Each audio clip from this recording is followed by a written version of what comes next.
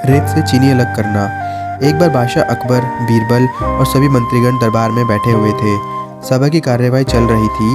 एक एक करके राज्य के लोग अपनी समस्याएं लेकर दरबार में आ रहे थे। इसी बीच वहाँ एक व्यक्ति दरबार में पहुँचा। उसके हाथ में एक मर्तबान था। सभी उस मर्तबान की ओर देख रहे थे।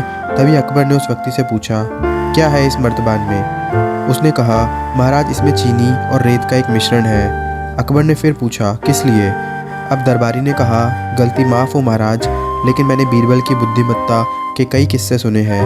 मैं उनकी परीक्षा लेना चाहता हूँ। मैं यह चाहता हूँ कि बीरबल इस रेत में से बिना पानी का इस्तेमाल किए चीनी का एक एक दाना अलग कर दें। अब सभी हैरानी से बीरबल की ओर देखने लगे। अब अकबर ने बीरबल की ओर देखा और कहा, देख लो बीरबल, अब तुम कैसे इस व्यक्ति के सामने अपनी बुद्धिमानी का परिचय दोगे? बीरबल ने मुस्कुराते हुए कहा, महाराज, हो जाएगा, यह तो मेरे बाएं हाथ का काम है। अब सभी लोग हैरान थे कि बीरबल ऐसा क्या करेंगे कि रेत से चीनी अलग अलग हो जाएगी। तभी बीरबल उठे और उस मर्तबान को लेकर महल में मौजूद बगीचे की ओर बढ़ चले। उनके पीछे वह व्यक्ति भी था। अब बीरबल बगीचे में एक आम के पेड़ के नीचे पहुँचे।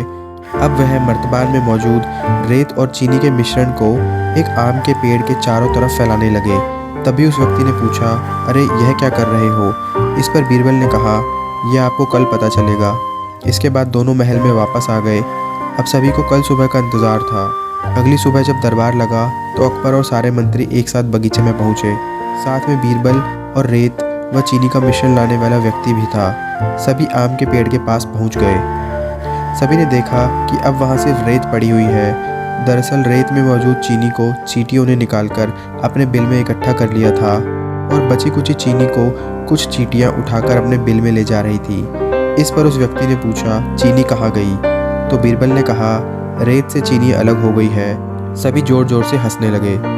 बीरबल की चतुराई देख अकबर ने उस व्यक्ति से कहा, अगर अब तुम्हें चीनी चाहिए तो तुम्हें चींटियों के बिल में घुसना पड़ेगा। इस पर सभी ने फिर से ठाका लगाया और बीरबल की तारीफ करने लगे।